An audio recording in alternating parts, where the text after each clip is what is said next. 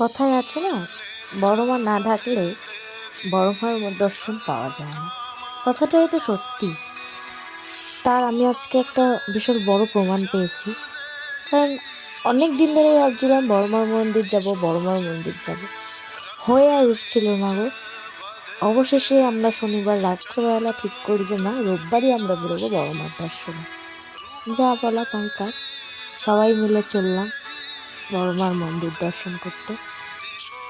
টানা 5 ঘন্টা লাইনে দাঁড়িয়ে অবশেষে আমরা যখন মায়ের এই অবিকল রূপটা দেখতে পেলাম, তখন যে মনের মধ্যে কি যে শান্তি হচ্ছিল সেটা হয়তো বলে বোঝাতে পারবো না।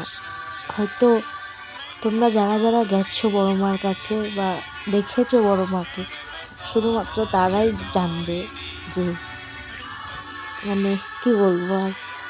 যাই হোক, অবশেষে আমার যাওয়াটা ফাইনালি হলো।